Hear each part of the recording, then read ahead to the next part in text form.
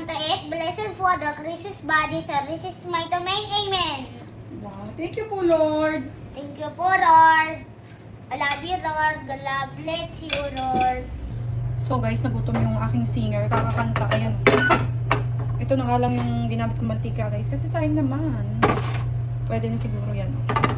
Ayan guys, yung bako namin dito. Puro kami itlog. Oh. Parang sunog. Talaga sunog na. Sunog na nga ni. I think guys, okay na yan. Tama ba itong gagawin ko? Sunog na guys. Okay na. Oh, bigyan natin natin budburan. Budburan natin guys ng konti kasi. Ay, paano ba?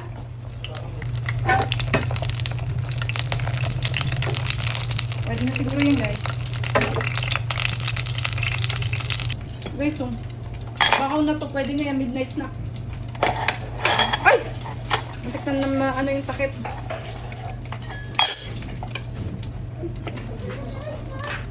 Girl, half rice lang, gabi na. Pwede na siguro to guys. Kay Ate Binis. Perfect. Girl, oh. Ano ba yung sibong? Gusto Lord, din? thank you for the food. In Jesus' mighty name we pray. Amen. Ito yung po kayo, ma. Ako kanina pa ako may toyo. Ano hindi? Ito yung kasi pagkain. Mama! Bon, kakain ka ba o puro kakis? Dito si Mini. Bon, kakain ka? Ganyan? Ganyan din? Bango. Sunny side up, scramble egg o ganyan? Sunny side up, scramble egg. Ako po. Scramble egg kay Bon. So, take 2 tayo guys. Take 2. Scramble egg sa'yo. Puro scramble egg. Pagatiin ko na lang to guys. 2 eggs.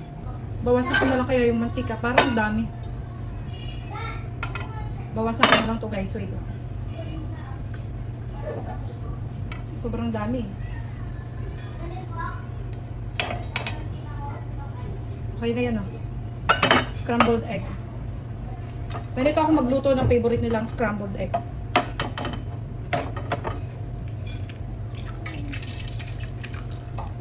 Ano ba yung lasa lang? Yan guys. Ganyan. Yan, ganyan. Tapos, lakasan na natin ng konti yung apoy. Ganyan, lakas natin. Sana hindi masunog. Lagyan natin ng asin. So, budburan natin. Tama na siguro yan. Or konti. May isa maalat eh. Yan. Tapos, saka kayo may mix ng ganyan. Scrambled egg. Ano, ito na nga ni. Antayin mo nga ni. Ito na nga ni. Hati kayo niyan na yung bona kasi dalawang itlog. Yung scrambled egg ko talaga. Yan, walang pawang kasi nungalingan.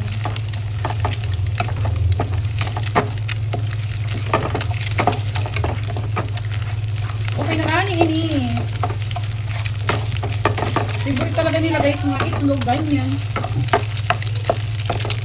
Kahit wala na kaming ano, basta araw-araw may itlog. Survivor. Ang mga siling mayaman. Okay na to. O, tignan nyo to guys sa Ate Ben's guys. Oh. Sa pa daw, chicken ay parang nasunog na. Patayin na natin ang tuluyan. Aka na yung sa kapatid mo. Ito sa'yo, pinugasan ko to. Alam niyo naman, pinapakain ko kayo, laging cleanliness. Sharing is caring. Oh, ate, ang bango. Ang bango naman talaga ng itlog kahit anong... Okay na to. Dami na naman sa'yo, girl, oh. Oh, kay Bon naman. Bigyan mo na... Kutsara, wala kayo nugasan? Ito naman kay Bon Mary. Half rice lang, may na sa kanin. Ayun na. Ay, hindi. Scrambled na yung anak. Hindi na ako nag-sunny side up. Ayun naman ang kapatid mo. Oh, nakadalawa itlog ka na. Matiway ka. So, ito na guys. Scrambled egg. Don't say bad word. Ayan guys. Po, ma'am. Lord, thank you, food. 1 to 8, blessed Father, Christ's body, sa Christ's mighty domain. Amen. Wow. Thank you po, Lord. Thank you po, Lord. I love you, Lord. God bless you, Lord.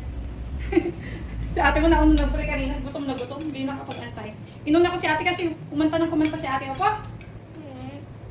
Wow, sarap. Tikman mo nga luto ni Mami kung pwede na mag-asawa. Ang pangalan Melvin. Ang lasa? Mami and Daddy. Mami and Daddy. Pwede na mag-asawa ang Mami? Oo, sa... Ano pangalan? Sorry. Anong pangalan magiging asawa ni Mami? Kasi magaling magluto si Mami kaya pwede na mag-asawa. Anong pangalan?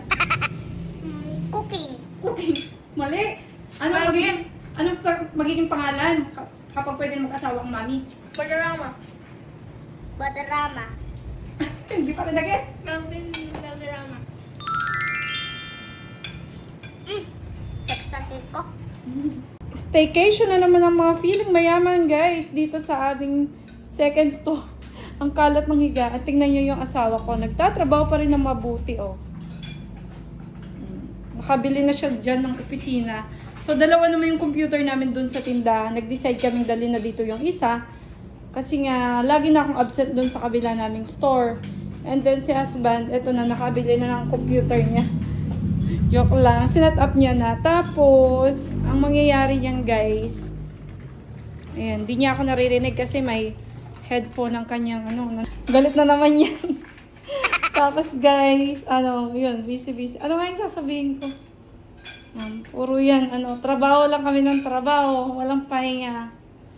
Tapos, eto, baka sa June pa kami mag-o-operate guys dito sa tindahan namin. Etong rep namin, basta yung kwenta ko dito kung paano kami napadpad dito.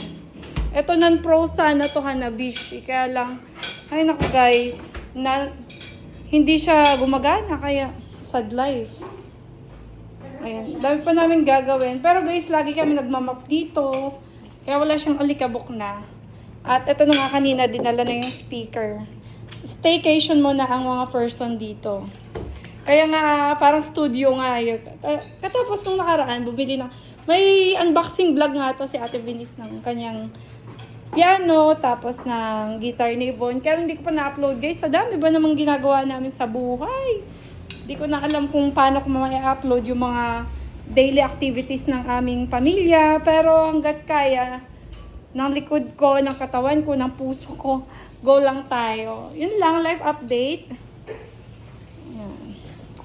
Ang mga mangyayari dito ay basta, eto nga i-vlog ko pa yun. Okay na to guys, pinapalitan ko yung fixed window glass. Nagpalagay ako ng ganito guys. Para small lang yung mabubuksan dito. Alam ko may vlog ako neto Upload ko yun guys, pag hindi ako busy. Ayan, yun lang. Thanks for